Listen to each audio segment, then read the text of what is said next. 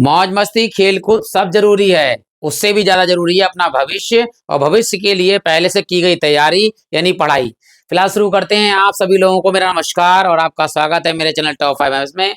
मैं इस वीडियो में लेके आया हूं कक्षा 10 गणित में यूपी बोर्ड का आंसर पेपर 2025 सेट नंबर 1, जिसका पेपर कोड है 822 BV। इसके लेके आएंगे वर्णनात्मक प्रश्न, क्योंकि इसके बहुविकल्प प्रश्न सातों सेट के हम करा चुके हैं। आप जाकर बाद में प्लेलिस्ट में देख सकते हैं। यहाँ हम कॉन्सेप्ट के साथ हर चीज समझाएंगे आपके लिए। 50 नंबर के क्वेश्चन आते हैं ये पूरे, और बिल्कुल एकदम आपको अच्छा लगे वीडियो तो आप लाइक कर सकते हैं, बाद में प्लेलिस्ट में जाकर एक बार विजिट कीजिएगा। फिलहाल शुरू करते हैं कॉन्सेप्ट के साथ। ये सारे सवाल देखिए। पहला सवाल है हमारा, जो सभी खंड कीजिए और प्रत्येक खंड जो है वो 2 अंक का है, यानी प्रत्येक सवाल जो है वो कितने अंक का है, 2 अंक का है। तो पहला सवाल है यहाँ पर, एक लंबवृत्तीय शंकु की ऊंचाई तथा आधार का व्यास क्रमशः 48 सेंटीमीटर 28 सेंटीमीटर है। शंकु का आयतन ज्ञात करना, यानी ऊंचाई दे रखी है हमारे लिए 48 और आधार का व्यास दिया हुआ है 28। चलिए भाई, ऊंचाई दे रखी है, ऊंचाई लिखते हैं। ऊंचाई होती है h, जो दे रखा है 28 सेंटीमीटर, और व्यास दिया हुआ है 28। तो त्रिज्या r कितनी हो जाएगी, व्यास की आधी यानी 28 की आधी। 2 से काटेंगे, 2 एकम 2, 2 चौक 8, तो त्रिज्या हमारे पास आ गई है 14 सेंटीमीटर। अब हमें क्या चाहिए, शंकु का आयतन। तो सूत्र लगाते देखिए शंकु का आयतन का क्या होता है, कि शंकु का आयतन बराबर 1/3 पाई r स्क्वायर h। ये शंकु के आयतन का सूत्र होता है। 1/3 पाई का मान हम सब जानते हैं कितना होता है, 22/7, और गुणे में r का मान कितना है, 14 का वर्ग, और गुणे में h का मान कितना है हमारे पास, 48। 3 से 48 को काटेंगे, देखो 3 एकम 3, एक इधर चला गया 18, 3 छक 18। अब यहाँ 14 को 2 बार लिख देंगे ताकि एक बार 7 से 14 कटेगा। तो यहाँ पर है 22 एकम 22, और बटे में है 7, गुणे में देखिए 14 को 2 बार लिख दीजिए 14, गुणे में 14, और यहाँ पर हमारे पास में है 16। तो 7 से 1 14 को काटेंगे, 7 दूनी 14। अब बाकी सबकी गुणा करेंगे, देखो ये है 22, गुणे में है 14, और यहाँ लिख दिए 16 दूनी 32। ठीक, अब 22 की 14 से या 32 की पहले 14 से गुणा कर ली, फिर 22 से गुणा कर ले। तो 32 की पहले 14 से गुणा करते हैं, तो यहाँ 32 की गुणा करते हैं पहले 14 से, तो 4 दूनी 8 और 4 तियां 12। 1 से गुणा करेंगे 2 और यहाँ 3, इनको जोड़ लेंगे 8, 2 और 2 4, और 3 और 1 4। अब इसकी गुणा किससे करनी है हमें, 22 से, तो 22 से गुणा कर दीजिए। 2 अट्ठे 16, 1 2 चौक 8 और 1 9, और 2 चौक 8। फिर जब 2 से गुणा करेंगे तो एक ही लिख देंगे, 6 9 और 8।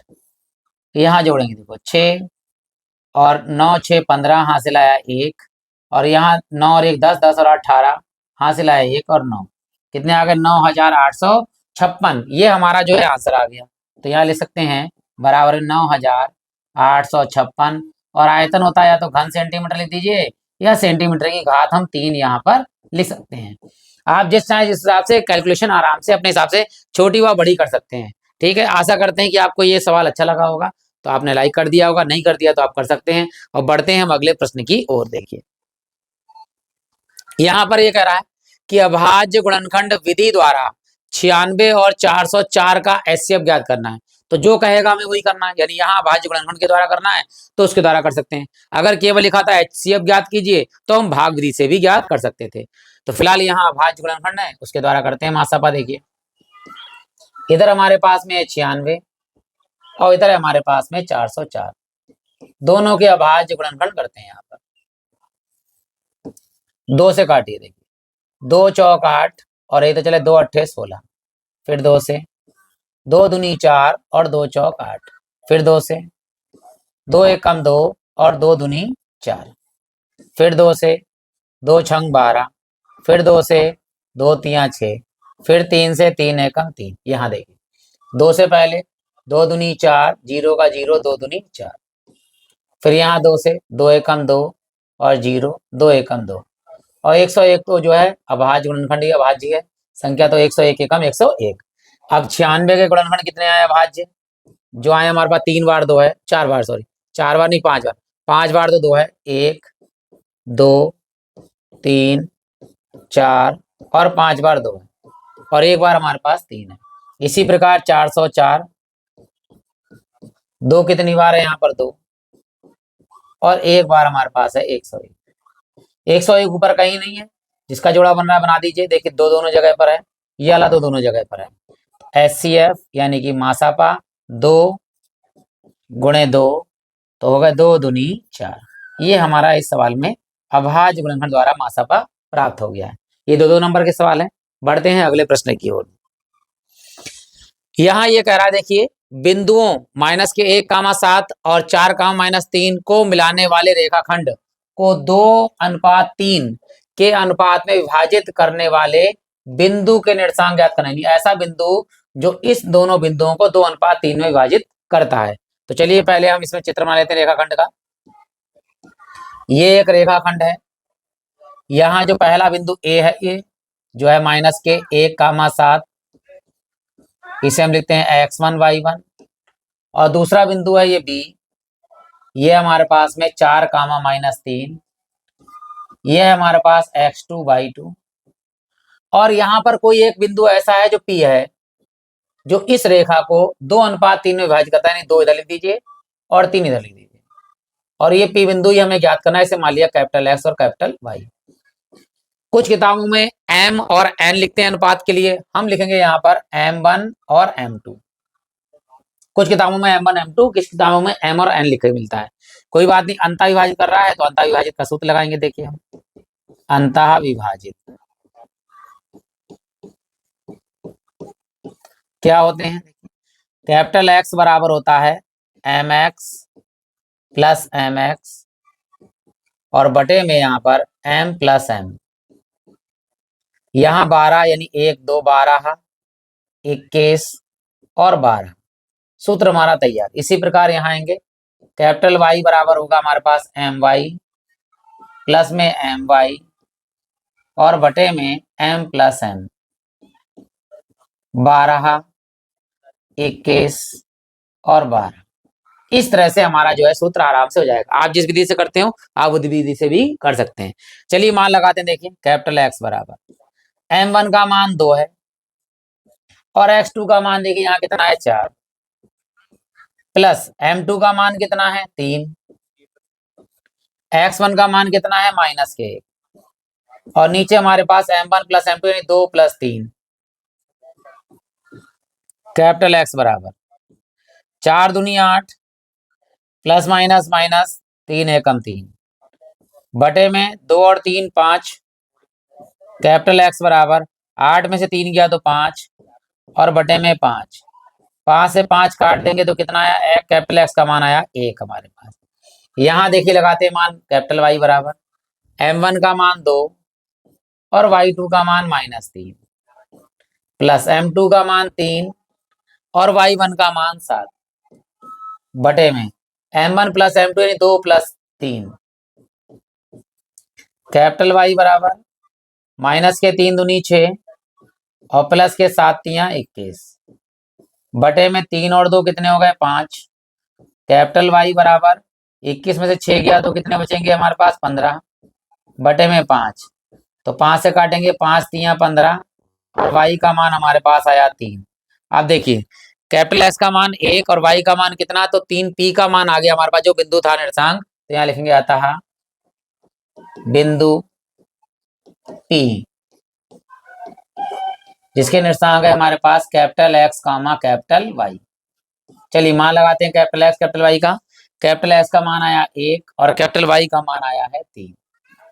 तो ये हमारे पास इस सवाल का भी आंसर आ गया। बस प्रैक्टिस जरूर करिएगा, कि practice make a man perfect. जब आप प्रैक्टिस करेंगे तो आपको वो चीजें सब आएंगी, और एग्जाम में आप आराम से सवाल को हल कर पाएंगे। तो शुरू करते हैं। अगला प्रश्न देखिए जो दिया गया है कि यहाँ पर है साइन अल्फा है। साइन अल्फा का मान 1/2 और कॉस बीटा का मान 1/2। तो अल्फा प्लस बीटा का मान जो है वो हमें ज्ञात करना है। ठीक, अल्फा प्लस बीटा।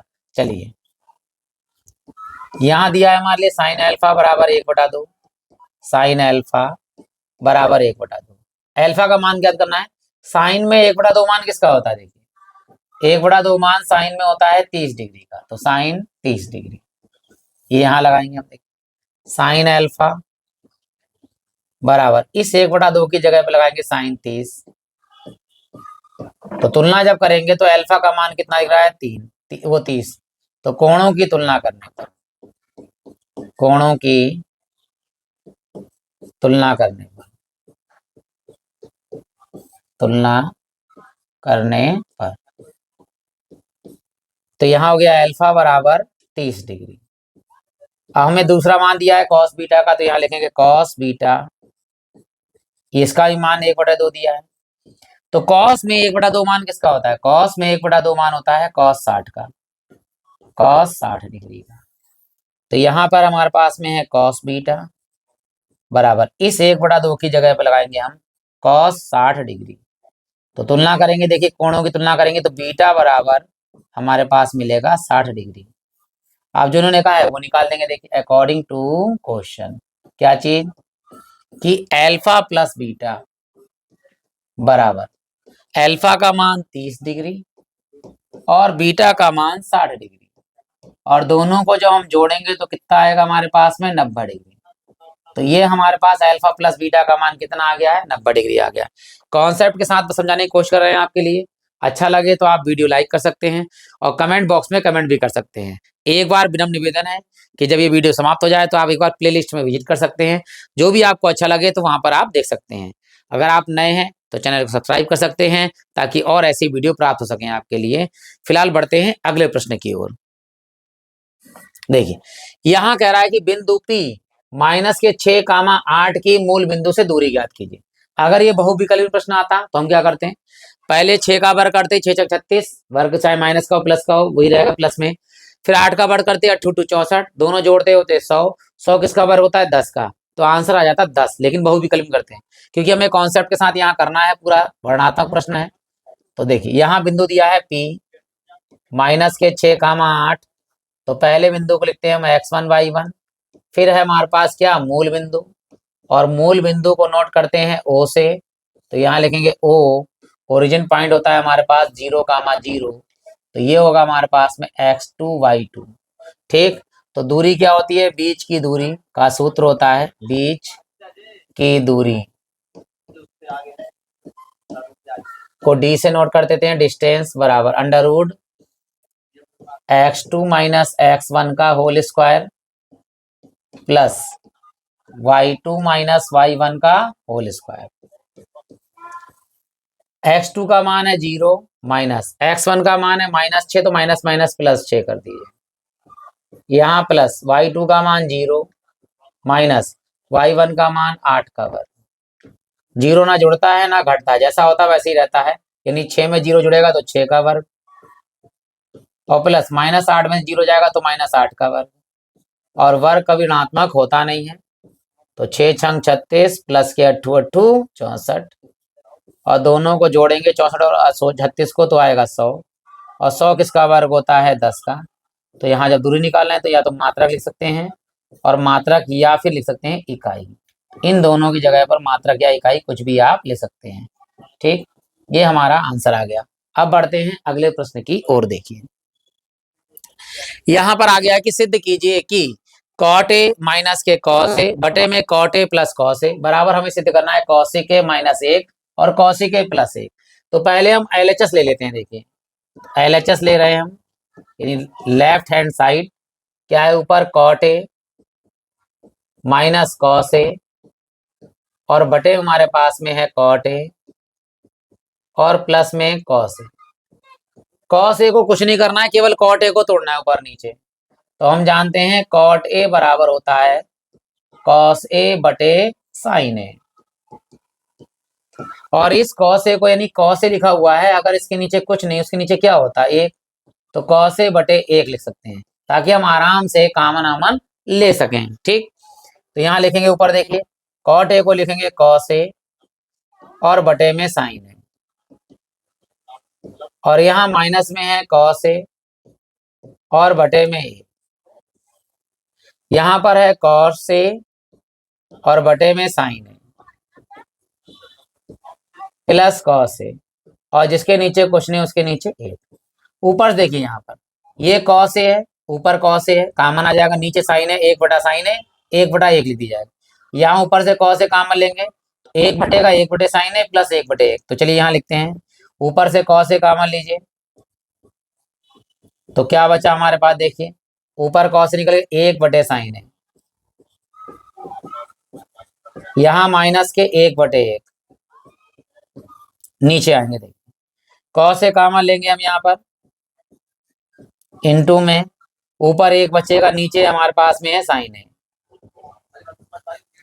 फिर है प्लस हमारे पास, ऊपर से कॉस निकल गया तो एक बटा एक। चलिए देखिए एक बटा साइन है, एक बटा साइन है बराबर होगा कॉस ए के, और एक बटा एक, एक बटा एक को हम ले सकते हैं केवल एक, एक बटा एक का मतलब एक होता है। LHS बराबर, देखिए ध्यान से, ऊपर कॉस ए से और नीचे कॉस ए तो हमारा कैंसिल हो गया, एक बटा साइन ए की जगह पर लिखेंगे हम क्या, कॉस ए के,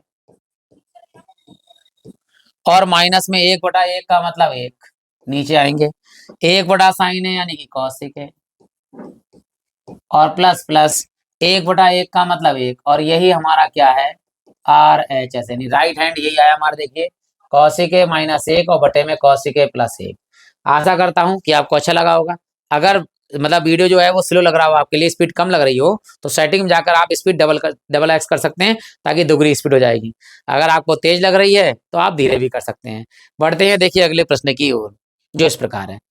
अब आ गए हमारे पास प्रत्येक 4 अंक का सवाल है। यहाँ पर कह रहा है किन्हीं 5 खंडों को हल कीजिए, यानी 5 सवाल आपको हल करने हैं, दिए होंगे 6, लेकिन हम आपको 6 के 6 कराएंगे। अगर आपको 6 के 6 प्रश्न आते हैं तो वह आप छोड़ेंगे प्रश्न जो लंबा सवाल है, अगर 6 के 6 आते हैं। अगर 5 आते हैं तो 5 तो आपको करने ही करने हैं, क्योंकि समय बचाना है हमारे लिए, बस इतना याद रखना है आपके लिए। चलिए बढ़ते हैं, यानी सवाल कराते हैं। देखिए अला क्या दिया हुआ है कि किसी एपी का मतलब होता है समांतर श्रेणी अर्थमेटिक प्रोग्रेशन का 17वां पद उसके 10वें पद से 7 अधिक है, इसका सारवांतर हमें ज्ञात करना है। तो पहले हम मान लेंगे प्रथम पद ए, माना प्रथम पद ए तथा सारवांतर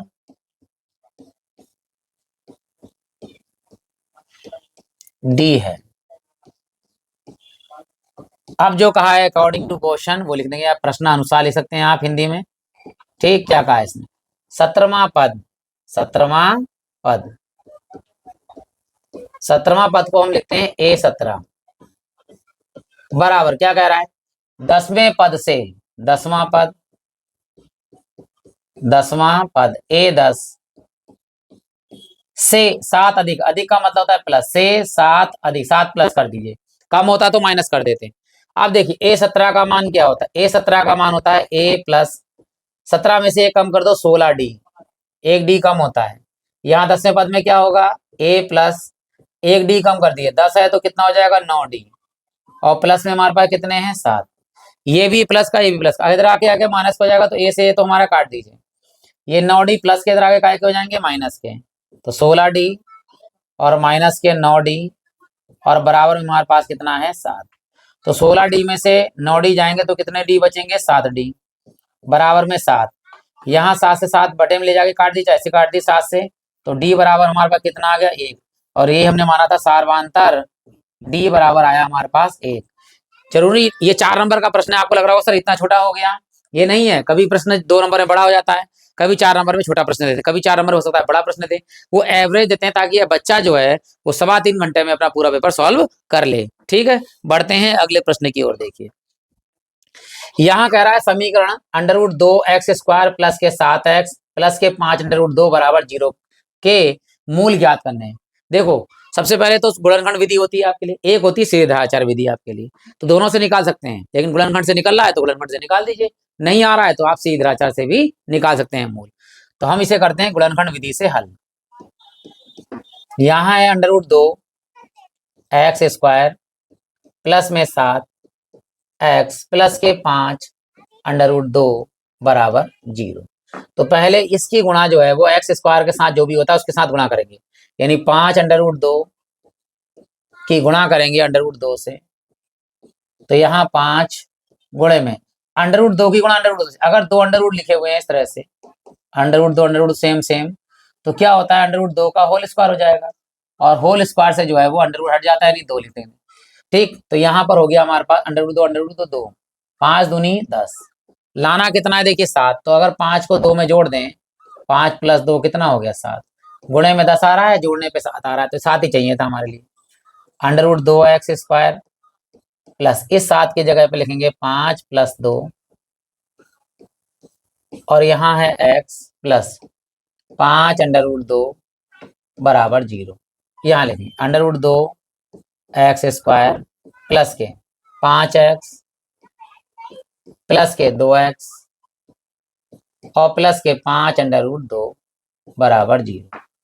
कॉमन ही लेना, क्योंकि पहले इस 2 को √2 में तोड़ना है। देखो √2 क्या हुआ 2, तो हम 2 को ले सकते हैं √2 ताकि आराम से हम कॉमन ले सकें। ठीक, इसलिए इस वाले 2 को तोड़ना होगा बस, √2x² प्लस 5x प्लस इस वाले 2 को लिखेंगे हम √2 और ये x प्लस में 5 √2 बराबर 0। इन दोनों में हमारे पास देखो क्या कॉमन आ रहा है, केवल x कॉमन आ रहा है। इन दोनों में देखिए यहाँ भी √2 है और यहाँ भी √2 है, ये कॉमन आ जाएगा। तो इन सबसे पहले यहाँ पर लेंगे x कॉमन, तो यहाँ √2 बचा, x की बात 2 थी 1 निकल गई, प्लस x निकल गया क्या बचा 5, प्लस यहाँ पे √2 निकल गया, तो √2 बाहर करेंगे, कितना बचा हमारे पास √2x, और प्लस में यहाँ √2 निकल गया क्या बचा 5 बराबर 0। तो ये हमारा बिल्कुल कॉमन आ गया, क्या आ गया √2x प्लस के 5 और दूसरे ब्रैकेट में बचा x प्लस √2 बराबर 0। पहला मान ये आएगा इससे हमारा, दूसरा मान इससे आएगा। देखिए तो पहला मूल क्या आएगा, दूसरा मूल, दोनों मूल लिखेंगे हम। पहले लिखेंगे √2x प्लस के 5 बराबर 0, ये प्लस के 5 उधर आगे काय के हो जाएंगे माइनस के, तो √2x बराबर में माइनस के 5, ये √2 गुणे में है कायम जाएगा, बटे में, तो x बराबर आ गया -5 और बटे में √2। एक तो x का मान आया माइनस के 5 बटे √2, दूसरा मान देखिए ये है हमारा सेकंड, ये सेकंड है क्या x प्लस √2 प्लस का इधर आगे काय का हो जाएगा माइनस का, तो x बराबर हो गया माइनस के √2। तो हमारे पास 2 मूल प्राप्त हो गए, यहाँ लिखेंगे आता है पहला मूल की जगह कभी कभी शून्यक भी आ जाता है, तो शून्यक को ही मूल कहते हैं। अल्फा बराबर है -5 बटे √2। दूसरा मूल बीटा बराबर कितना लिखा है हमारे पास -के√2। तो ये हमारा मूल वाला सवाल भी हल हो गया है।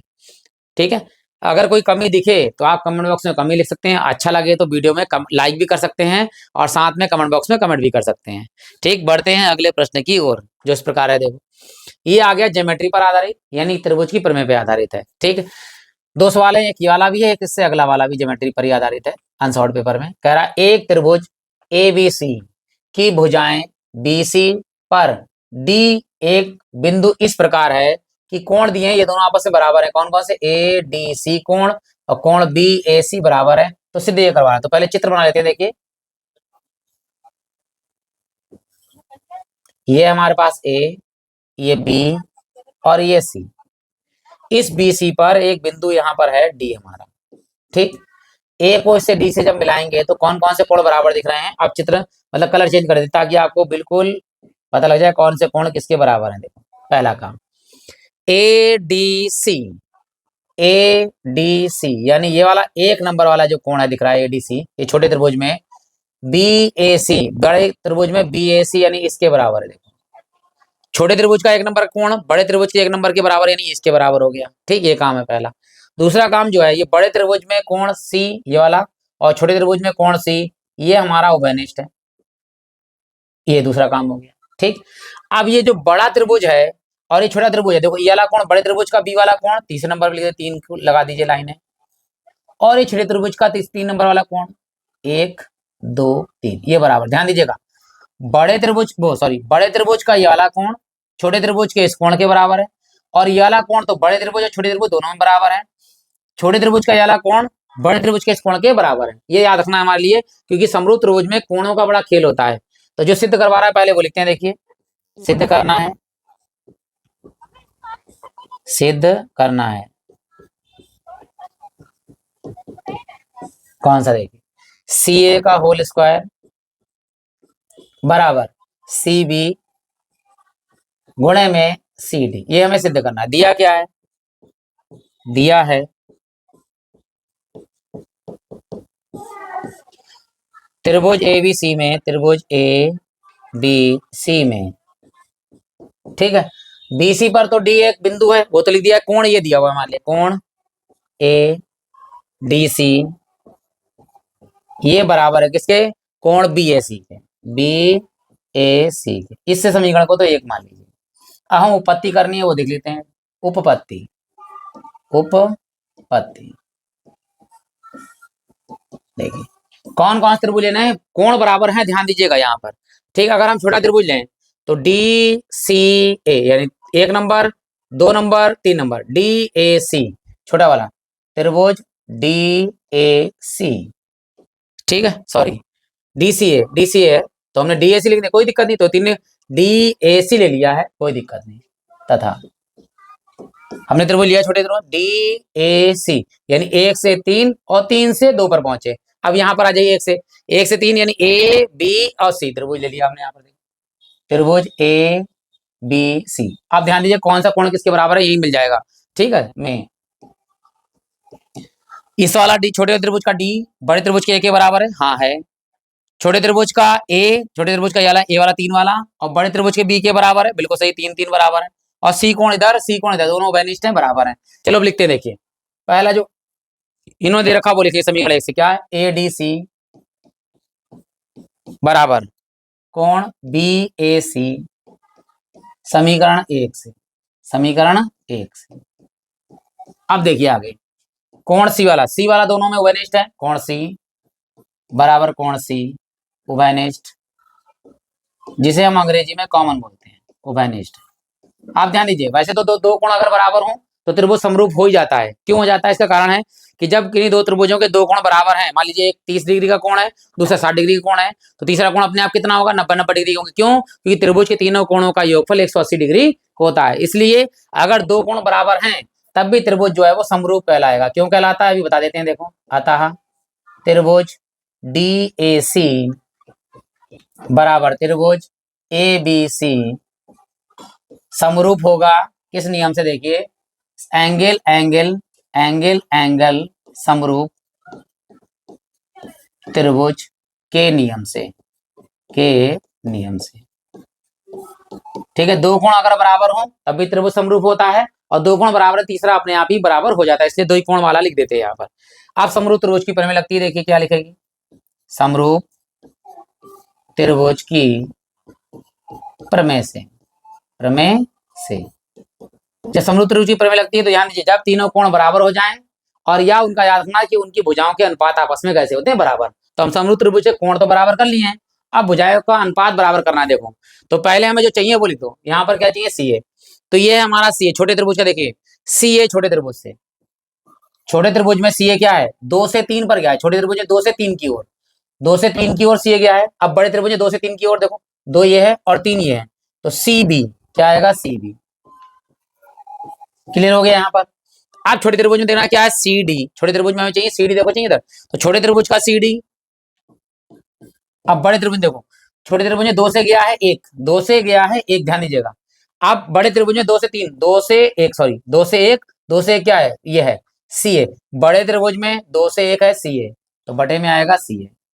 आप तिरछी गुणा करेंगे, देखो यहाँ पे सी ए ये है, सी ए ये है, तो तिरछी गुणा करेंगे, यहाँ पे आंसर भी आ रहा है, देखो आपका सी ए स्क्वायर बराबर में, देखिए इस ई की गुणा यहाँ होगी तो सी बी, और गुणे में क्या है हमारे पास में सी डी। और यही देखिए हमें सिद्ध करना था, सी ए का स्क्वायर बराबर सी बी गुणे में सी डी, ये हमें सिद्ध करना था। आशा करता हूं कि आपको सवाल अच्छा लगा होगा, ज्योमेट्री का है। इसके अगला भी ज्योमेट्री का प्रश्न है, वो कराते हैं हम आपके लिए। बिल्कुल अगर कोई भी चीज कमी हो रहेगा ही हो तो कमेंट बॉक्स में जरूर लिखिएगा, उसके लिए मैं आपको कमेंट करके जरूर बताऊंगा। उसके लिए अच्छा लगे तो लाइक भी कर सकते हैं और साथ में कमेंट बॉक्स में कमेंट भी कर सकते हैं। अगला प्रश्न बढ़ते हैं ज्योमेट्री की ओर। देखिए क्या है, कह रहा है, देखिए यहाँ कह रहा है एक चतुर्भुज ABCD के किसी वृत्त के परिगत खींचा गया। परिगत का मतलब होता है बाहर, यानी पहले एक मतलब वृत्त है और वृत्त के ऊपर यानी परिगत खींचा गया है एक चतुर्भुज। तो कह रहा है सिद्ध कीजिए कि AB प्लस CD बराबर AD प्लस BC। चलिए पहले एक बताते हैं वृत्त। ये हमने बनाया है एक वृत्त, इसके चारों ओर एक है चतुर्भुज जो इसको स्पर्श करता हुआ जाएगा, स्पर्श करता हुआ जाएगा। कैसा चतुर्भुज है पता नहीं है, ठीक। अब कलर चेंज कर, पहले लिख देते हैं बिंदु ABCD, ये हमारा चतुर्भुज है। ये इसको चार जगह स्पर्श कर रहा है। एक कर रहा है यहाँ पे P पर, एक कर रहा है हमारा यहाँ पे Q पर, एक कर रहा है यहाँ पर R और एक कर रहा है यहाँ पर S पर। यानी इन चार बिंदुओं पर ये वृत्त जो है वो स्पर्श कर रहा है। हम जानते हैं एक बाह्य बिंदु से खींची गई स्पर्श रेखाएं दोनों बराबर होती हैं, यानी एक ये बराबर होगी, इसमें डबल टिक लगाएंगे, ये और ये बराबर होगी, और ये वाली भुजा जो है वो इसके बराबर होगी स्पर्श रेखा, और ये चौथे नंबर में ये वाली स्पर्श रेखा जो है वो इस वाले से बराबर होगी, क्योंकि ये बाह्य बिंदु एक है, एक ही से खींची गई दोनों स्पर्श रेखाएं बराबर होती हैं। सिद्ध क्या करवा रहा है, यहाँ लिखते हैं, देखिए सिद्ध करना है, सिद्ध करना है। देखिए क्या करना है, AB प्लस CD बराबर AD और प्लस में BC, ये हमें सिद्ध करना है। दिया क्या है, देखिए दिया है चतुर्भुज ABCD वृत्त के परिगत है, वृत्त के परिगत है। परिगत है का मतलब उसके बाहर है, परिगत खींचा गया है, ठीक है। अब हम क्या जानते हैं, देखिए उपपत्ति, उपपत्ति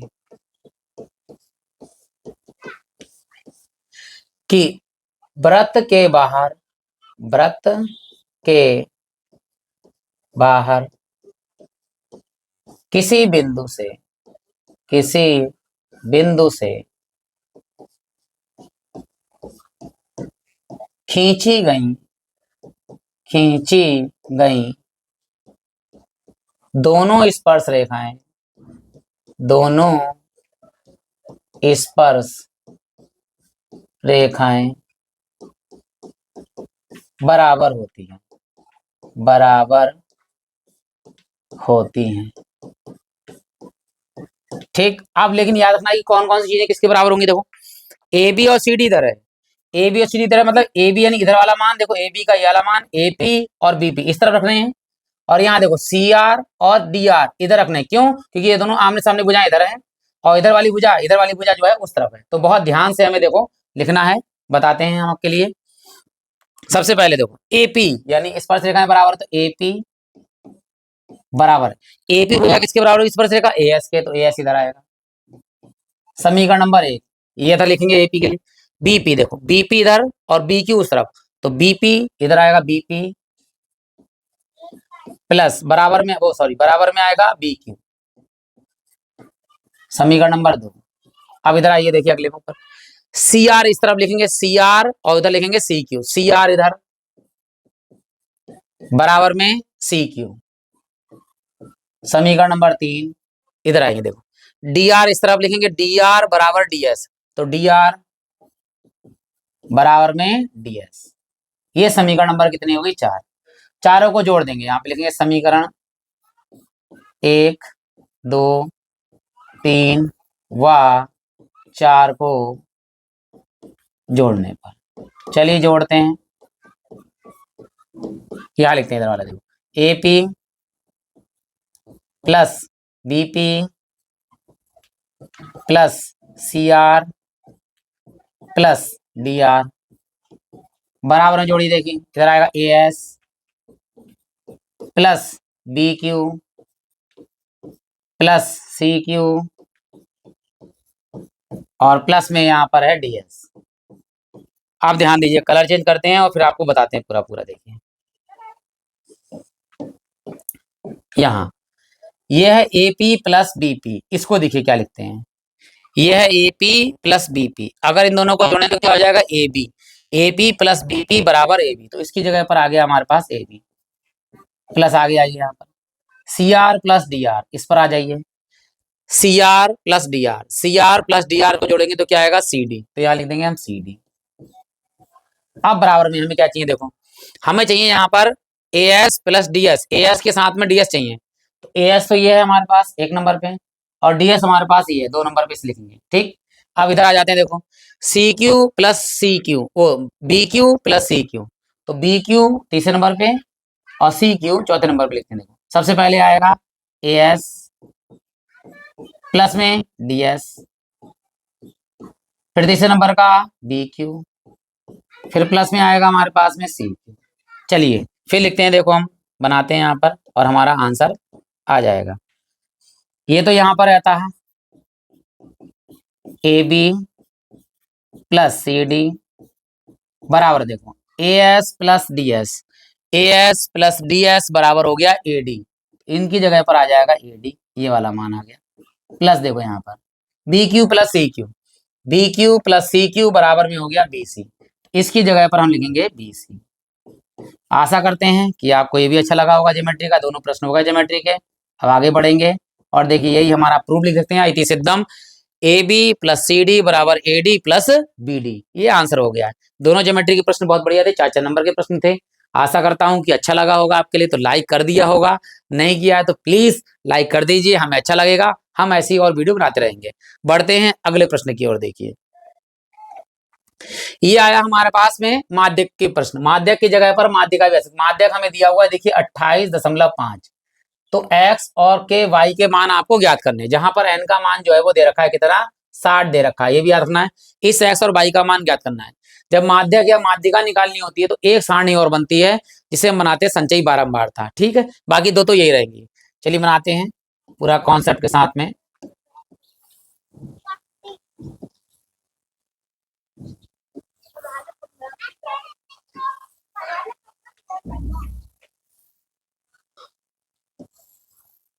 ये पहला है वर्ग अंतराल, वर्ग अंतराल, दूसरा है बारंबारता, बारंबारता, इसे नोट करते हैं F से।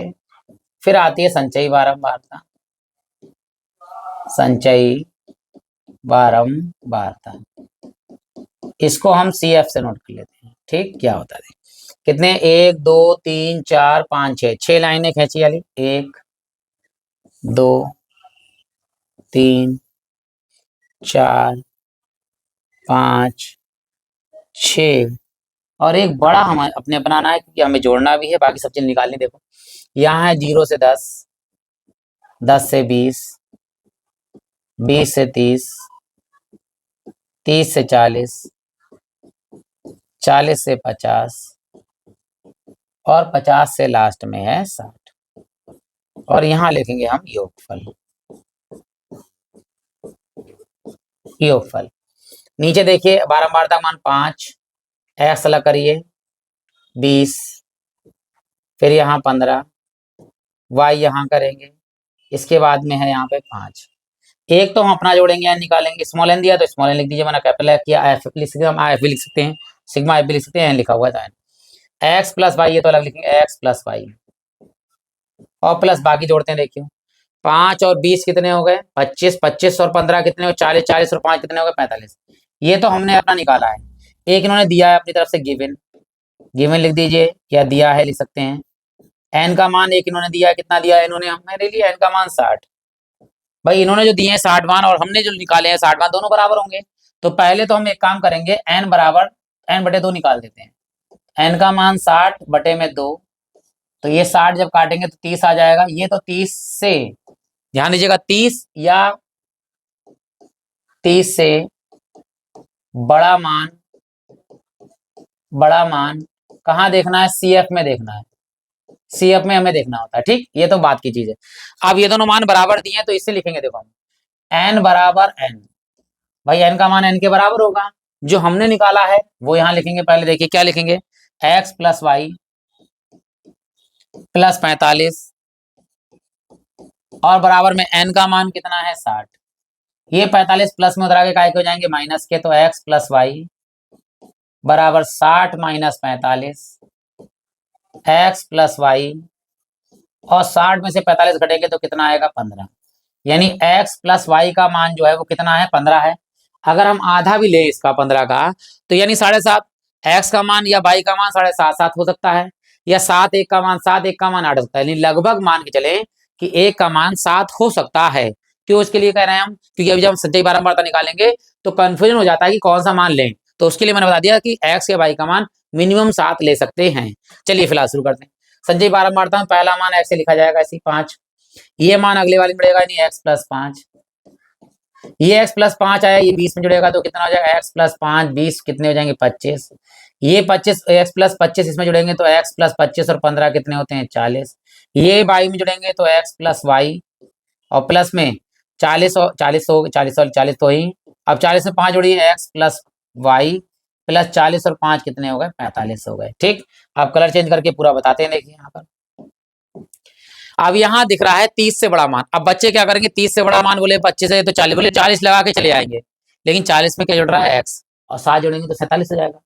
अगर 25 में x का मान कितना है 7 मान लीजिए, 7 में 25 जुड़ेंगे तो कितने हो जाएंगे 32, और हमें चाहिए 30 से बड़ा मान, तो याद रखना कि ये वाला आएगा 25 प्लस x वाला मान, ये मान जो है वो हमारा बड़ा होगा, यही वाला मान आएगा हमारे पास। तो ध्यान दीजिएगा, इससे जस्ट पहले वाला जो मान होता है नहीं, ये वाला ऊपर वाला इससे पहले वाला वो होता है CF। क्या मान होता है ये CF, याद रखना। और यहाँ से जैसे हम आगे बढ़ते जाएंगे तो ये सबको काटते हुए चले जाएंगे, यानी इसको भी गोला बनाएंगे, इसको भी बनाएंगे और ये 20 को बनाएंगे। F के नीचे तो ये वाला मान हमारा आएगा F, ठीक, F मान आएगा। पहला वाला मान आता है निम्न सीमा यानी L1, और दूसरा मान 30 जो है उच्च सीमा आएगी L2। तो याद रखना, हम अगले पेज पे लिखते हैं फिर समझाते हैं। L1 का मान 20, L2 का मान 30। देखिए L1 का मान 20, L2 का मान 30 और F, और फिर देखते हैं CF का मान क्या क्या है। ठीक, चलिए F का मान है 20 और CF का मान है x प्लस 25। इसका मान है 20 और इसका मान है हमारे पास में कितना x plus 20 25 sorry x plus 25, ये मान हमारे पास आ गया। और क्या क्या चाहिए हमारे लिए मान, वो भी सारे लिख देते हैं। देखो एक मान दिया होगा माध्यक का, देखिए और किसी जरूरत है वो तो हमारे पास x प्लस वाई बराबर है ही, CF का मान हो गया x प्लस, सॉरी CF का मान है x प्लस 5 है, 25 नहीं है, ठीक है, वो अभी हम कर देते हैं। देखो सॉरी ये गलती हो गई, यहाँ पे 25 नहीं है 5 है, तो यहाँ पर हम करेंगे 5, x प्लस 5 CF का मान है, f का मान 20 है, ठीक है, थोड़ा f का मान 20, CF का मान हो गया x प्लस 25 और माध्यक का मान दिया 28.5, तो माध्यक का मान लिख दीजिए यहाँ पे 28 प्लस 5 माध्यक, इसको नोट करते हैं हम ME से, मीडियन, ठीक है, ये हमारे पास दिया 28.5। क्लियर हो गया। अब हम सूत्र लगाते हैं। देखो माध्यक का क्या सूत्र होता है, माध्यक आ जाए या माध्यिका ME L1 plus L2 minus L1 और बटे में हमारे पास आता है F और ब्रैकेट में n/2 और माइनस में CF। n/2 क्या था, n/2 हमारा 30 था क्योंकि 60 दिया था, 60 का n/2 60 का आधा कितना हो जाता है 30, तो n/2 तो 30 लगाएंगे।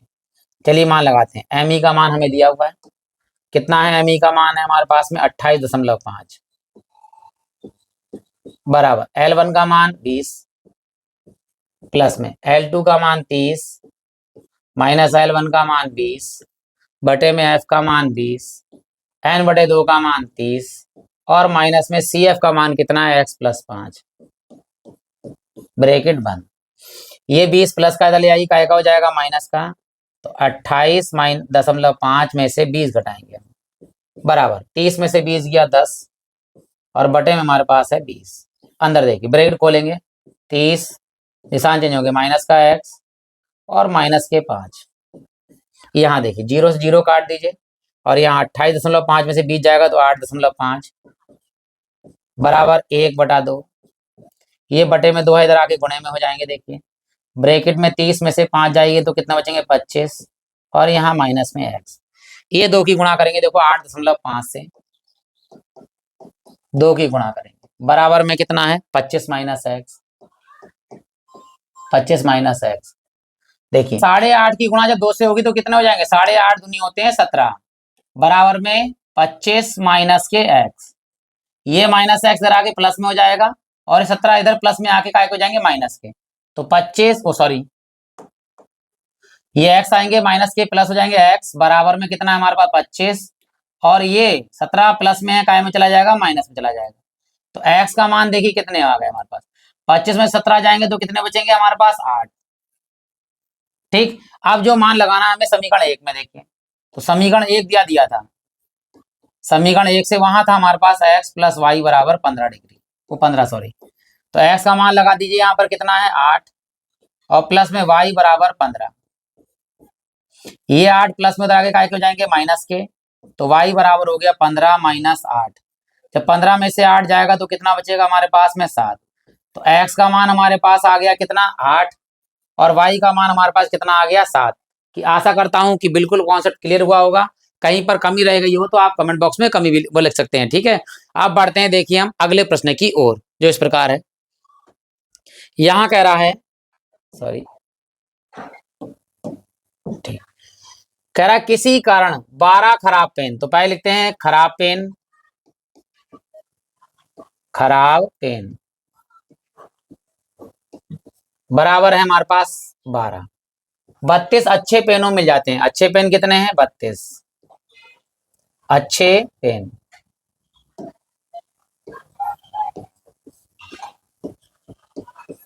132। कुल पेन कितने हो गए हमारे पास में, कुल पेन 12 खराब और अच्छे 132, दोनों को जोड़ेंगे तो आ जाएगा 144। 2 और 2 4, 3 और 1 4, 1 का 1 हो गया।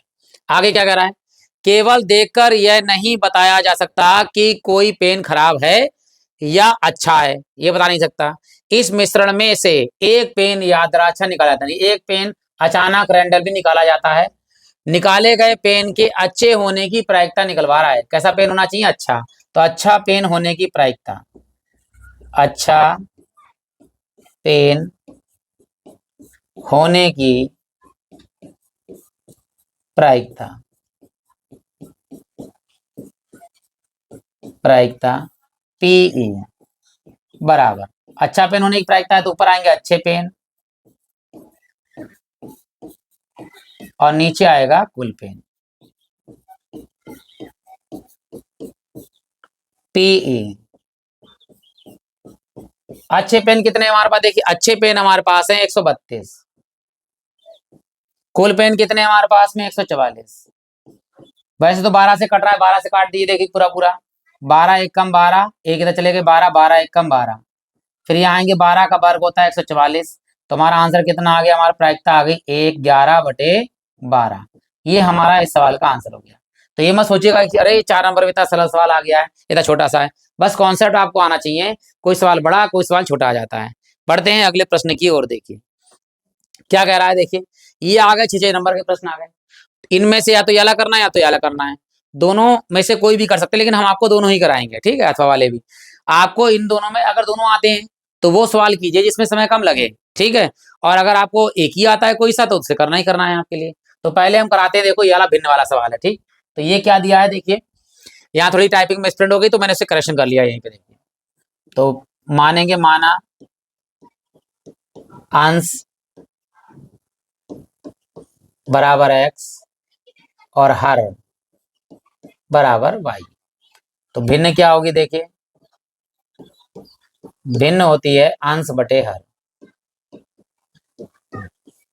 बटे में हर, अंश बटे हर यानी अंश का मान है x और हर का मान y, यही भिन्न निकालनी है, x और y के मान यहाँ लगा देने, समीकरण नंबर 1 हो गई। अब क्या कह रहा है देखो, पहली शर्त है, पहली शर्त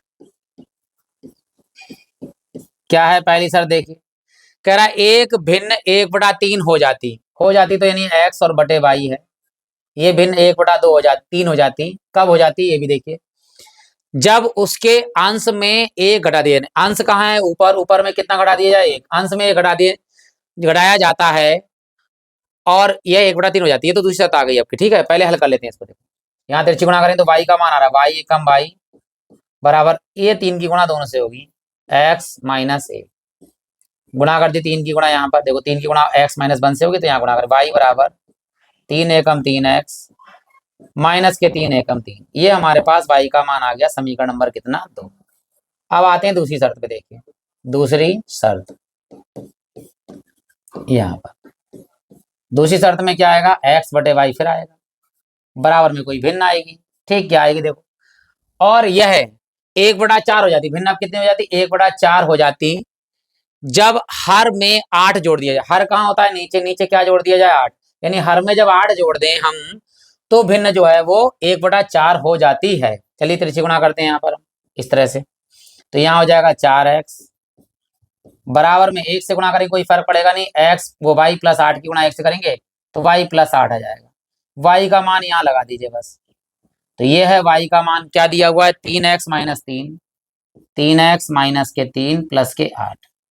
ये 3x प्लस के तरह के काय के हो जाएंगे, माइनस के हो जाएंगे, तो ये होगा 4x माइनस के 3x बराबर 8 माइन प्लस का है 3 माइनस का है, 8 में से 3 गया तो कितने बचेंगे, 5।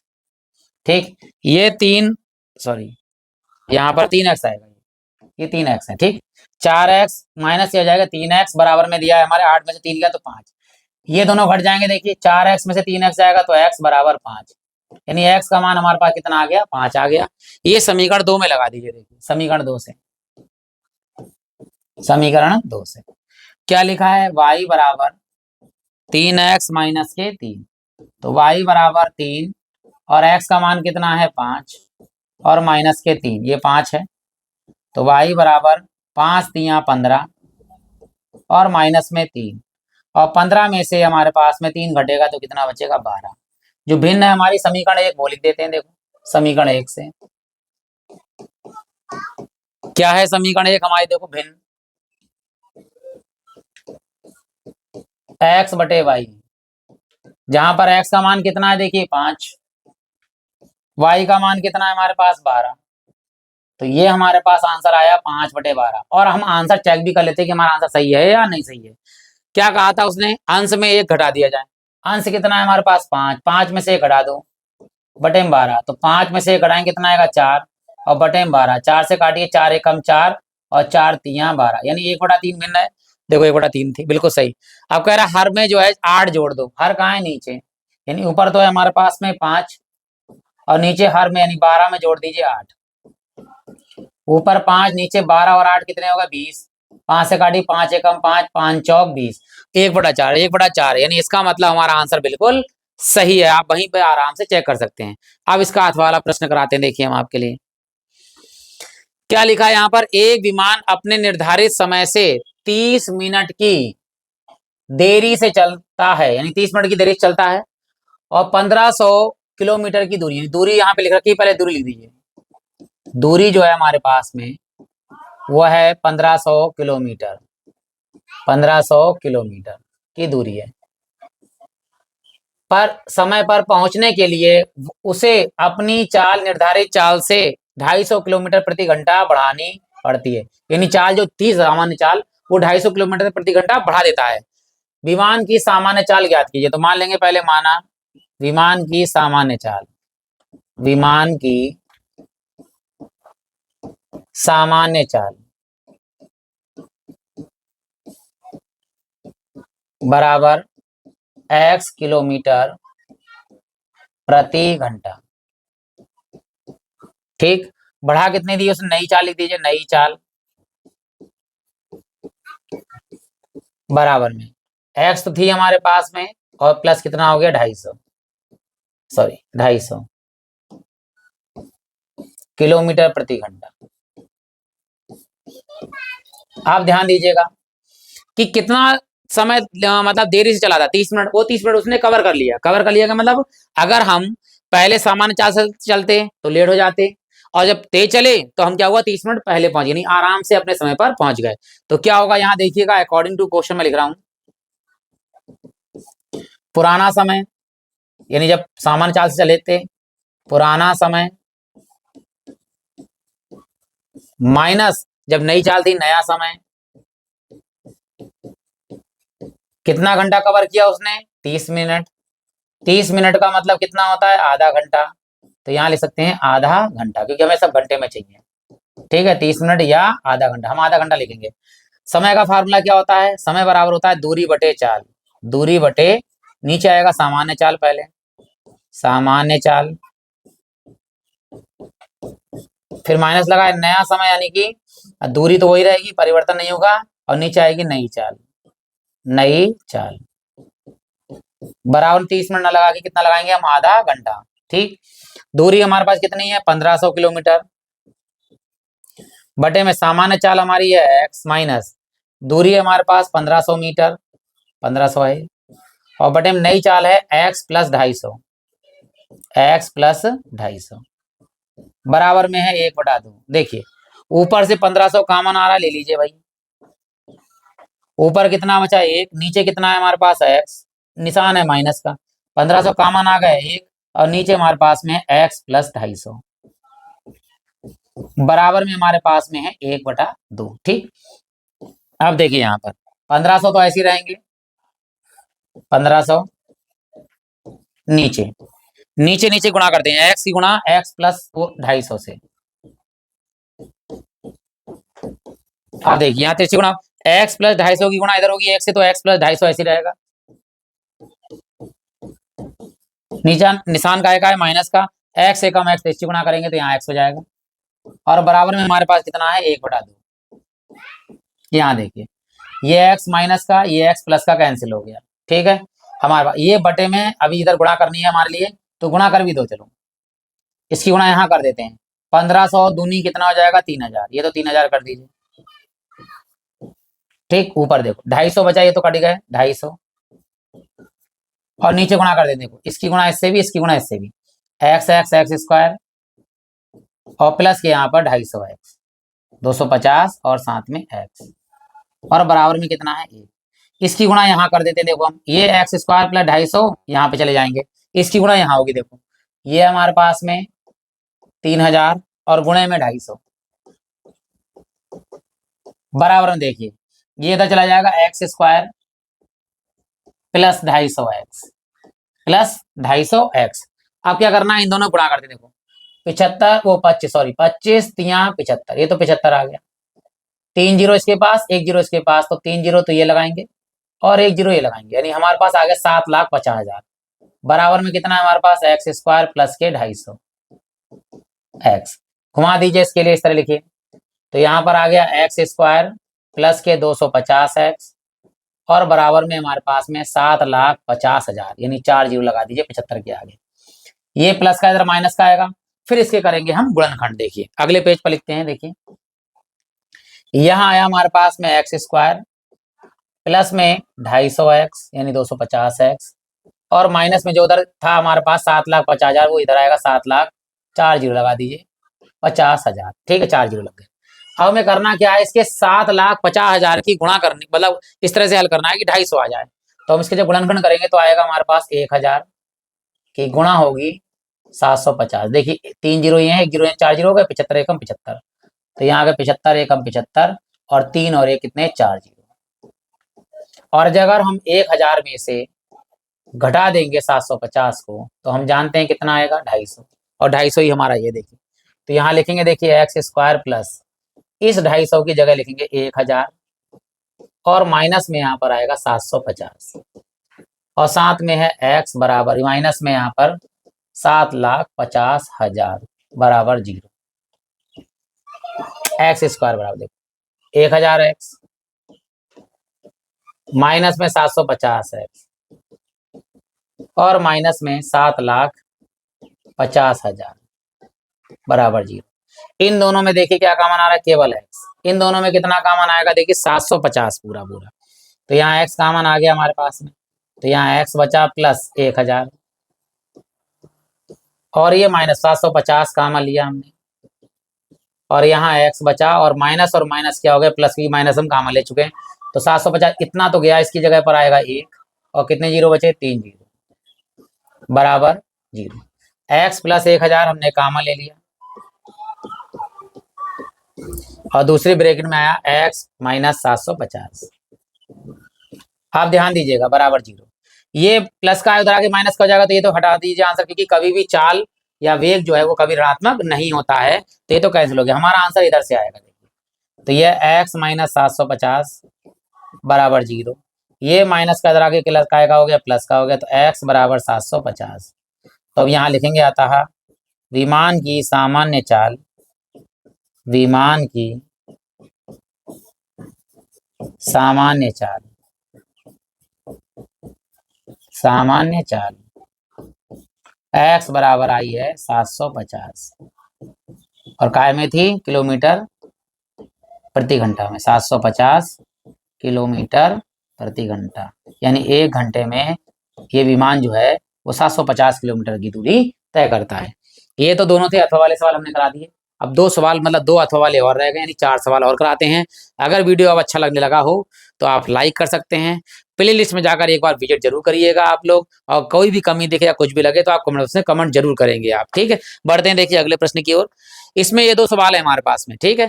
अब ये दोनों सवाल जो है हम कराते हैं, पहला ये वाला फिर दूसरा ये वाला, ठीक है। चलिए शुरू करते हैं। ऊंचाई दूरी पर आधारित है।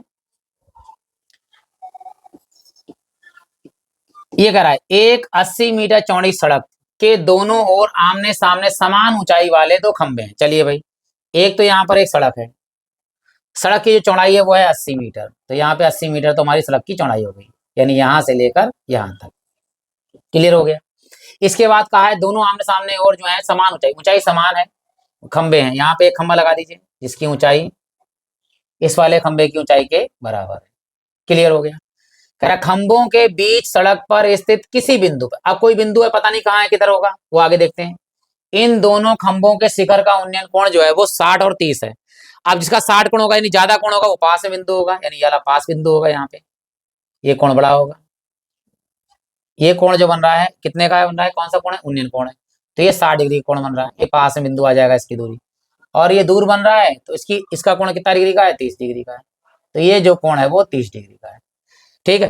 खंभों से ऊंचाई और खंभों के बीच की दूरी ज्ञात करनी, खंभों की ऊंचाई ज्ञात करनी है और बीच की दूरी, ऊंचाई दोनों बराबर है तो यहाँ भी h लिख दीजिए और यहाँ भी इधर भी h लिख दीजिए, ये दोनों खंभों की ऊंचाई तो आपस में बराबर है।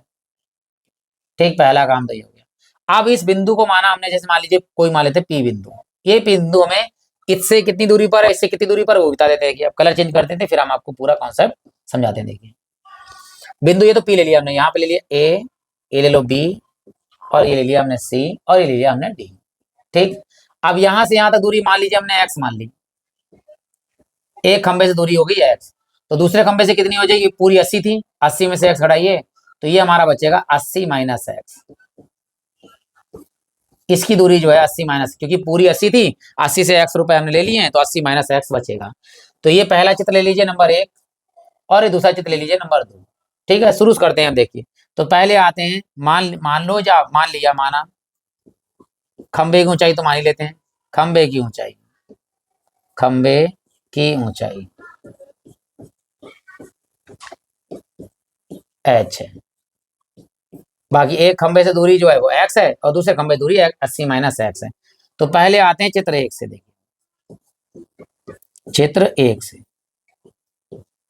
कौन सा है, त्रिभुज ABP, त्रिभुज ABP में पहले सबसे पहले है कोण थीटा, हमें कोण कितना दिया हुआ है, देखिए वो दिया है हमारे लिए 60 डिग्री का।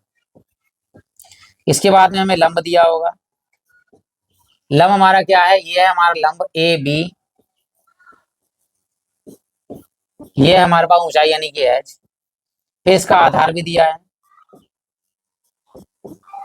आधार कितना है BP, BP आधार है, और ये आधार कितना दिया हुआ है मान लिया x, ये मान लिया। अब हम जानते हैं लंब और आधार हो तो सीधे लगता है सूत्र कौन सा वाला, tan वाला, तो tan थीटा बराबर लंब बटे आधार, लंब बटे आधार। थीटा का मान कितना है हमारे पास में, थीटा का मान है यहाँ पर 60 डिग्री, लंब कितना है देखिए h, और आधार कितना है हमारे पास में x, और tan 60 का मान होता है √3, और बराबर में हमारे पास में h बटे x। tan 60 का मान √3 हो गया, जिसके नीचे कुछ नहीं होता उसके नीचे एक तिरछी गुणा कर दीजिए।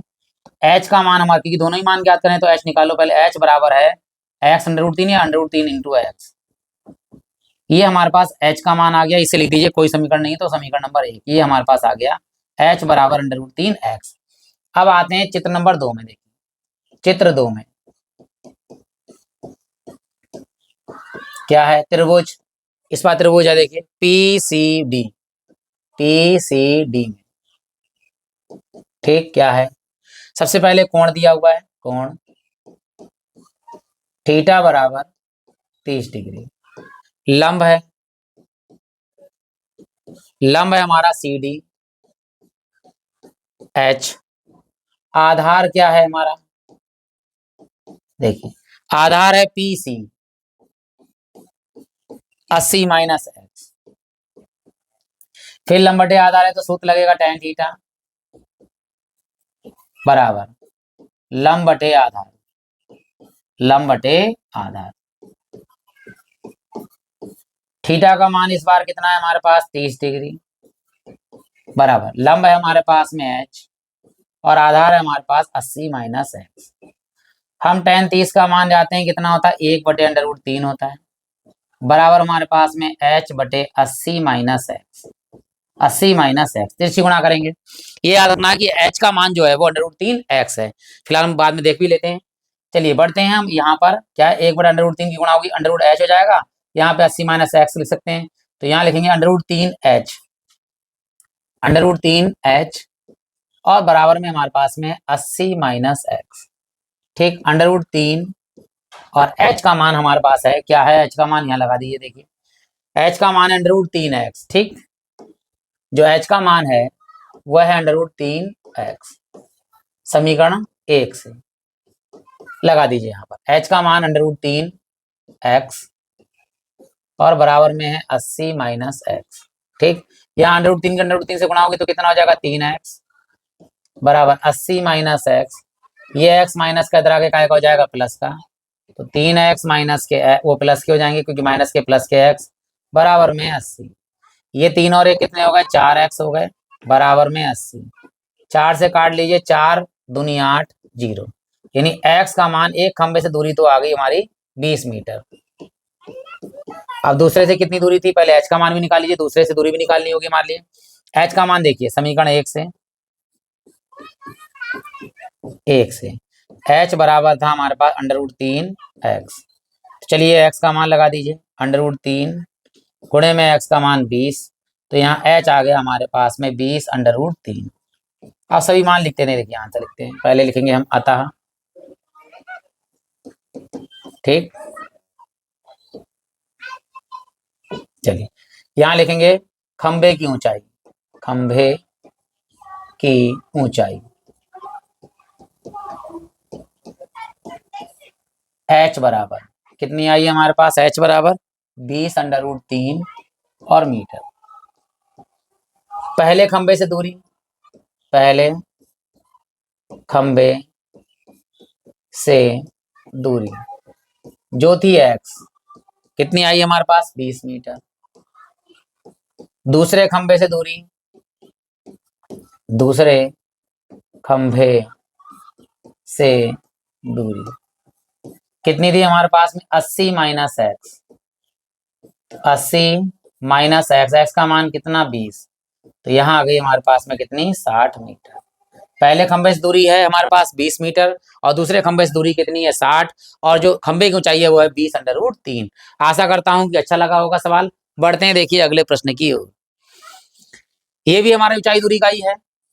क्या लिखा है देखिए, कह रहा है भूमि के एक बिंदु से 20 मीटर ऊंचे भवन के शिखर पर लगी एक मीनार के तल पर, यानी कि एक भवन है उसके शिखर पर एक मीनार लगी हुई है, तो हमने भवन बना लिया, पहले एक भवन बना लीजिए, उसके ऊपर जो है मान लीजिए एक मीनार लगी हुई है, यहाँ मीनार बना लिया हमने, ठीक, और किसी बिंदु से भूमि के एक बिंदु से 20 मीटर ऊंची भवन, यानी भवन की ऊंचाई देखो साथ लिखिए 20 मीटर ऊंचे भवन, भवन जो है वो 20 मीटर का है, यहां से यहां तक भवन है 20 मीटर के शिखर पर, यानी 20 मीटर के शिखर पर लगी एक मीनार के तल और शिखर का उन्नयन करें, दोनों का है, ये तल है मीनार का और ये है इसका शिखर, क्रमशः 45 और 60 डिग्री का है, यानी एक बिंदु है यहाँ पर हमारा, देख लीजिए ये एक बिंदु है, इस बिंदु से भवन के शिखर या मीनार के आधार, और ये मीनार के शिखर। फिर से समझ लीजिए, मीनार के तल यानी तल मीनार का ये है, और उसके शिखर यानी मीनार का शिखर। उन्नयन कोण क्रमशः दिया है 45 और 60, तो छोटा वाला कोण जो है वो 45 डिग्री का है। ठीक है, ये नीचे वाला कोण 45 डिग्री का है, और ये बड़ा वाला जो कोण है ऊपर वाला वो 60 डिग्री का है। ठीक, मीनार की ऊंचाई क्या, मीनार की ऊंचाई हमने मान ली कितनी, h, तो पूरी कितनी हो गई h, और प्लस भवन की ऊंचाई है 20। अब देखिए यहाँ पर, अब कलर चेंज कर लेते हैं फिर आपको कराते हैं। देखिए यहाँ से, ये 45 वाला चित्र नंबर 1 है और ये 60 वाला चित्र नंबर 2 है, लेकिन ये 60 वाला जब लेंगे तो यहाँ से लेकर पूरा लिया जाएगा। ठीक, ये लिया हमने ए, ये बी बिंदु, ये सी, और ये ऊपर वाला डी लिया। तो पहला त्रिभुज चित्र है हमारा पास ए वाला। देखिए, तो पहले मान भी लेते हैं, माना मीनार की ऊंचाई, मीनार की ऊंचाई h है जो हमें ज्ञात करनी है। चलिए पहले आते हैं चित्र नंबर 1 में। चित्र 1 से त्रिभुज कौन सा है, A B C, A B C. इसमें हमें पास आधार नहीं है, तो आधार हमने मान लिया कितनी अपनी तरफ से, x। ये आधार नहीं है तो हमने मान लिया x। त्रिभुज ए बी सी में, ठीक है, कोण सबसे पहले, कोण थीटा जो हमारे पास कितना है 45 डिग्री। फिर लंब, लंब है हमारे पास BC, कितना है 20 मीटर। फिर है हमारा आधार, आधार है हमारा AB, कितना है x जो हमने माना अपनी तरफ से। तो जब लंब और आधार दिया था तो सूत्र लगता है tan थीटा, tan थीटा बराबर लंब बटे आधार।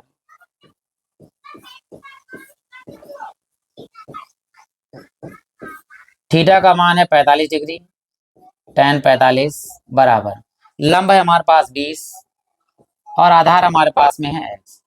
और हम जानते हैं tan 45 का मान होता है कितना, 1। tan 45 का मान होता है 1 और बराबर में हमारे पास में 20 बटा x। ये x बटे में जहाँ गुणा कर दीजिए, x एकम x, तो x का जो मान आ गया वो आ गया 20 मीटर। ठीक, ये समीकरण नंबर 1, क्योंकि इसकी जरूरत पड़ेगी अब अगले वाले चित्र में। देखिए अब यहाँ पे क्या लिया जाएगा, चित्र ए बी डी यानी पूरा चित्र लिया जाएगा ये वाला, 60 डिग्री कोण पूरा पूरा इसलिए। तो यहाँ लिखेंगे चित्र 2 से क्या है, त्रिभुज ए बी डी, त्रिभुज ए बी डी में कोण थीटा बराबर कितना दिया हुआ है, मान लिया कोण थीटा बराबर 60 डिग्री।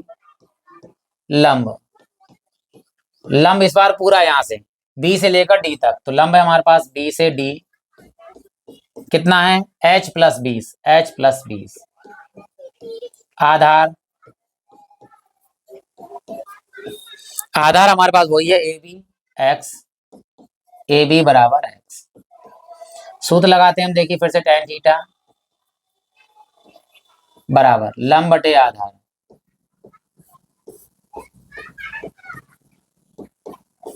थीटा का मान कितना है इस बार हमारे पास, इस बार थीटा का मान है पूरा 60 डिग्री। लंब है हमारे पास में h प्लस 20 और आधार हमारे पास में है x। अब tan 60 का मान कितना होता है, tan 60 का मान होता है √3, जिसके नीचे कुछ नहीं उसके नीचे लगा दीजिए 1, बराबर में हमारे पास में h प्लस 20 और बटे में x, क्योंकि हमें मान चाहिए केवल h का, इसका मान चाहिए h का, तो तिरछी गुणा करते हैं। देखिए यहाँ पर क्या लिखेंगे, h प्लस 20 इधर लिख दीजिए h प्लस 20 और बराबर में √3x, √3x आ गया। x का मान कितना है हमारे पास 20, तो यहाँ 20 लगाएंगे, √3 20, यहाँ पर पहले लिखेंगे h प्लस 20, तो यहाँ लिखते हैं देखिए h प्लस 20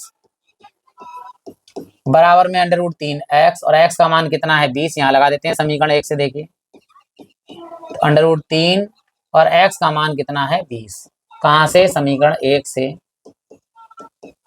x बराबर 20 ये लगा दिया हमने। ये 20 प्लस का इधर आगे काय का हो जाएगा माइनस का, तो h बराबर यहाँ से इसे लिखते हैं 20 √3 और ये माइनस के पहुंच गया इधर 20, क्योंकि प्लस के थे माइनस के हुए, h बराबर हमारे पास कितना आ गया, दोनों में 20 कॉमन है, हमारे पास 20 कॉमन ले लीजिए, और यहाँ √3 और -20 कॉमन आ गया तो 1। ये हमारा ये आंसर आ गया, मीटर लिख सकते हैं यहाँ पर, मीटर आ गया, ये आंसर आ गया।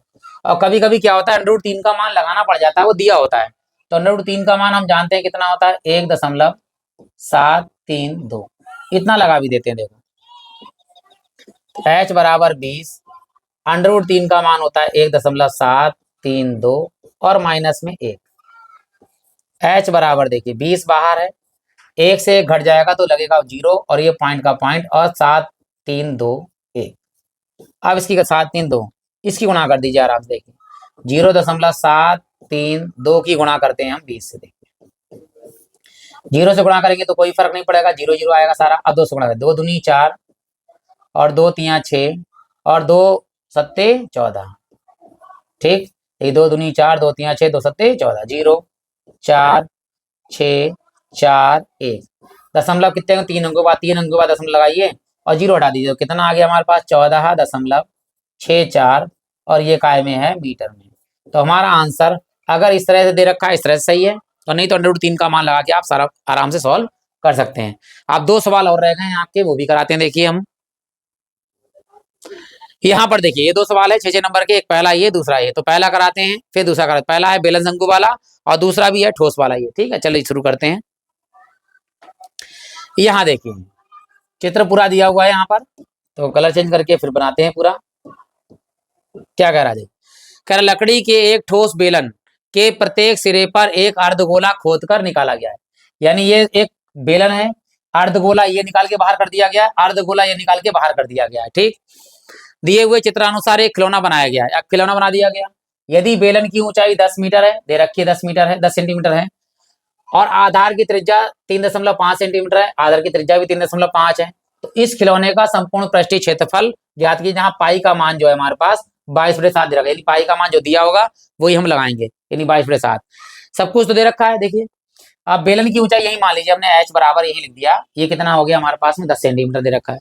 त्रिज्या हमारी चाहे अर्धगोले की हो तब भी त्रिज्या यही रहेगी, और चाहे बेलन की त्रिज्या हो तब भी, दोनों की त्रिज्या, अर्धगोले की त्रिज्या 3.5 और मतलब बेलन की त्रिज्या 3.5, तो दोनों चीज दे रखी, यही लिखा हुआ है, सीधे दिखते हैं। देखो खिलौने का संपूर्ण, यहाँ लिखा जरूर संपूर्ण पृष्ठ है, लेकिन आपको क्या निकालना है वो देखिए। संपूर्ण पृष्ठ होता क्या है, ये वाला हिस्सा, ये वाला एरिया, यानी ये चारों तरफ का एरिया, ये है पृष्ठ। ये किसका है पृष्ठ, बेलन का वक्र पृष्ठ है। ये है अर्धगोले का पृष्ठ, ये है अर्धगोले का पृष्ठ, तो कितने होगा 2 गुणे अर्धगोले का वक्र पृष्ठ। वक्र पृष्ठ निकालना, हमें सूत्र निकालना है वक्र पृष्ठ का, संपूर्ण पृष्ठ नहीं लगाना, लेकिन निकलेगा संपूर्ण पृष्ठ, क्योंकि वो वक्र पृष्ठ होगा किसका, बेलन का, और दोनों वक्र पृष्ठ होंगे अर्धगोले के, तो जो टोटल मिलेगा वो बनेगा हमारा संपूर्ण पृष्ठ। चलिए भाई लिखते हैं यहाँ पे खिलौने का संपूर्ण पृष्ठ, खिलौने का संपूर्ण पृष्ठ। देखिए क्या होगा, पहले लिख लेगा बेलन का वक्र पृष्ठ, बेलन का वक्र पृष्ठ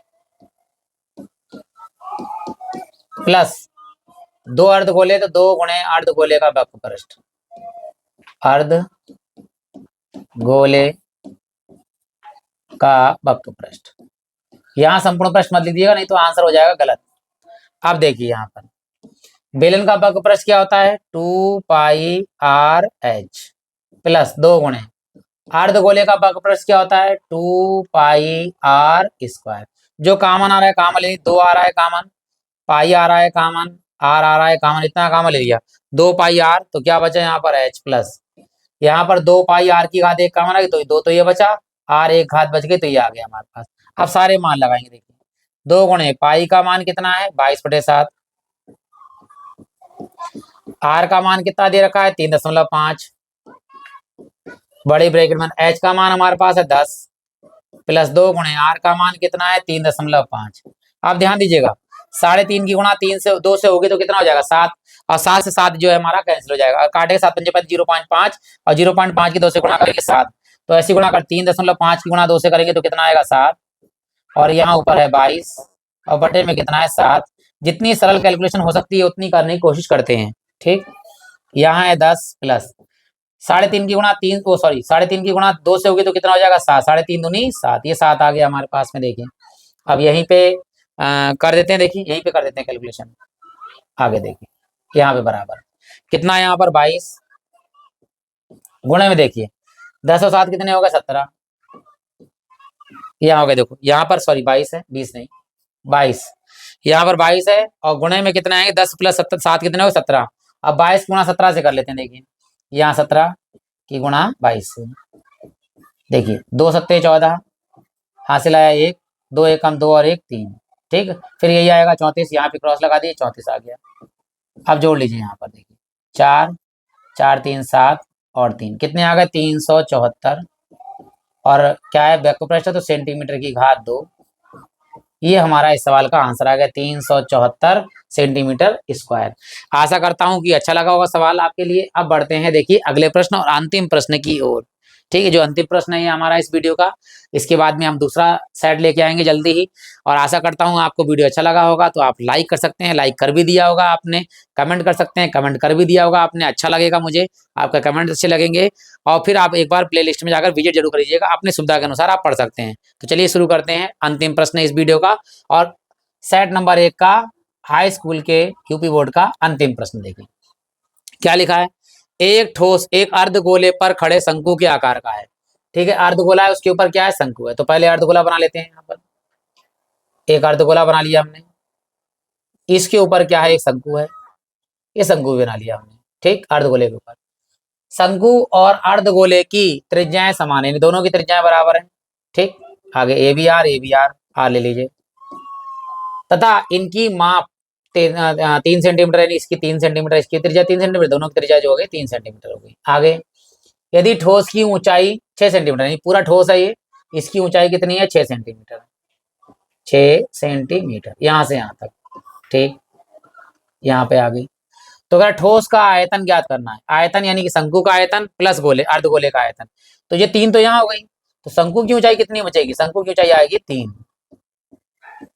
क्योंकि 3 और 3 पूरी कितनी हो गई 6 है पूरी ठोस की ऊंचाई, तो शंकु की ऊंचाई कितनी हो गई 3, और अर्धगोले का त्रिज्या और शंकु की त्रिज्या कितनी हो गई हमारे पास में 3 सेंटीमीटर। चलिए भाई अब लिखते हैं सीधे डायरेक्ट आंसर, फार्मूला ठोस का आयतन, ठोस का आयतन, ठीक, बराबर देखिए सबसे पहले लिखेंगे हम शंकु का आयतन, शंकु का आयतन प्लस अर्धगोले का आयतन, प्लस अर्धगोले का आयतन,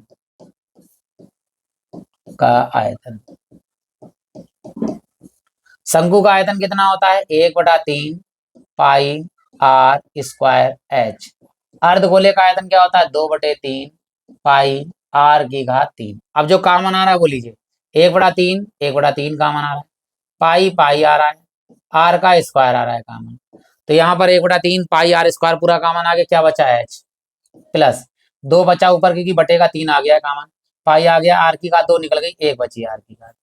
चलिए मान लगाते हैं 1/3, यहाँ पर क्या मान कोई पाई से कट रहा है, नहीं कट रहा है, नहीं 7 से नहीं कट रहा है, तो पाई ऐसी लगा रहने दीजिए, बाद में लास्ट में लगा लेंगे मान, क्योंकि कैलकुलेशन हम सरल सरल कर सकें।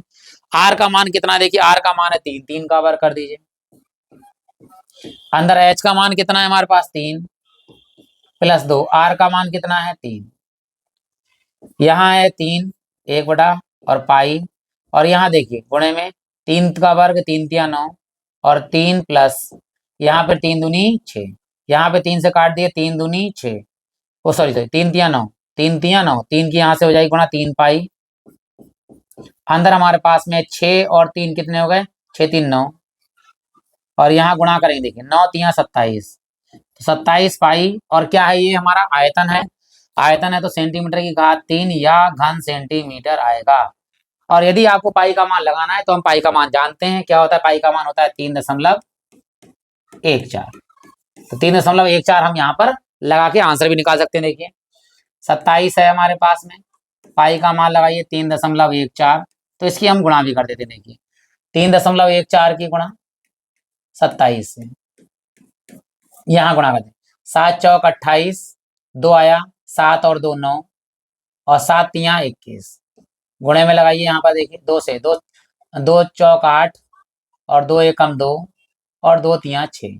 अब यहाँ इसे जोड़ लेते हैं, देखिए 8 का 8 आएगा, ठीक है, 8 दूनी 16 17 आएगा, 17 हासिला 1 2 और 3 और ये कितने हो गए 4 और यहाँ 6 2 8 दशमलव कितने अंकों बाद है 2 अंकों बाद है तो कितना है हमारे पास में 84.78 और सेंटीमीटर की घात 3। तो यदि पाई से मान 7 से मान नहीं कट रहा है कोई तो आराम से पूरा सॉल्व कर लीजिए, लास्ट में आप पाई का मान आराम से लगा देंगे, कैलकुलेशन पूरी अच्छे से हो जाएगी। तो ये वीडियो समाप्त होता है, आशा करता हूं कि आपने लाइक और कमेंट दोनों कर दिए होंगे। अब आप प्लेलिस्ट में जाकर एक बार विजिट कर सकते हैं, देखना चाहें वीडियो बाद में देख लीजिए और आप सभी लोगों का हृदय से धन्यवाद।